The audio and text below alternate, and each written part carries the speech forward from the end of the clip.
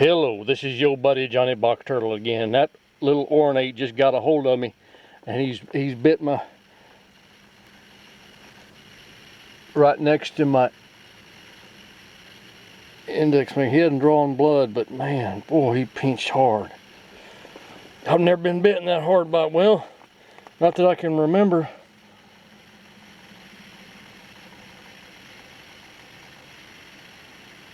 Not been bitten that hard by an ornate.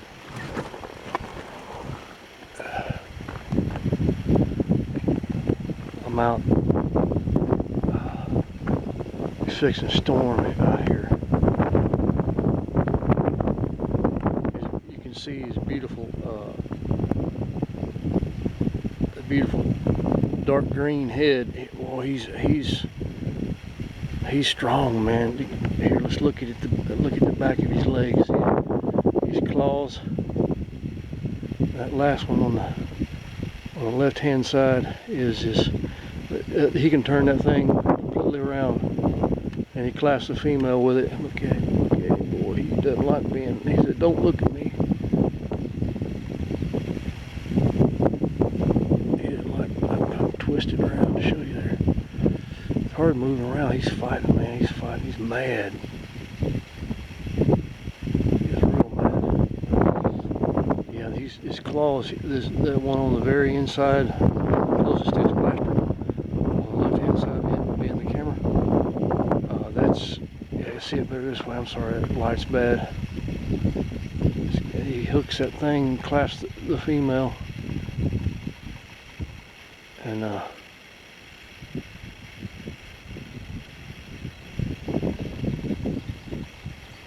you can see, look how tiny they are. That thing is so tiny. That's why I call them Terrapina ornata pygmaeus, because I've seen them in the western part of their range, and they're bigger. They're bigger, but I'll tell you what, they're more abundant out here. You can see them at a much greater abundance and density. I don't know out there, maybe they have water, they have rain showers, so they say they come out in the millions before, like back in, they've had reports. But I mean, as far as just going down the road, you see them more abundant out here than I've been out places out west and northwest of here, where there's nothing but prairie, just open prairie, and you don't hardly see them near as much, even in the early spring, as what I've seen them here. And this, I consider this to be a prairie ecosystem, but I mean, I'm talking about like in the western grassland, mixed grassland, western grassland. I've never seen them as much as out in the open prairie areas here. I guess this would be considered the tall grass, the southeastern tall grass prairie biome. I've seen them with a lot of frequency. I've seen them killed too. It makes me sad. I make a cry. Ah. This one is the back of his carapace isn't flared out. So I guess it's just dependent upon the locality, the genetic variety that they descend from. Let's say, because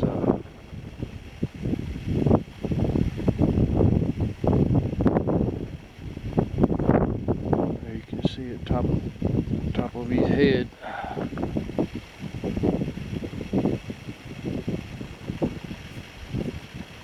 By golly, look at him, man. He's tiny. This is a tiny tortoise.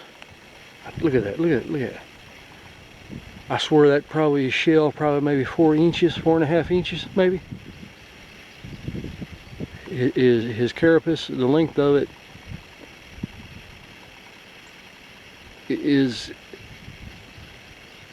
the ornates on average are wider than they are long in comparison to the three-toads and the easterns. Yeah, there he is, man. Look at this, is cool. That'd be closer to the ground, probably keep his legs from being gnawed off by. Yeah, it protect him better, so he wouldn't get his legs gnawed off by badgers and possums and raccoons and stuff.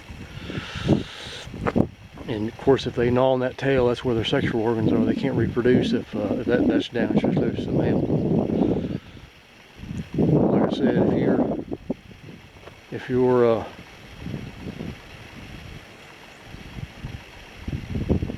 they say you're hung like a tortoise, that means something. because in comparison to their body mass, they've got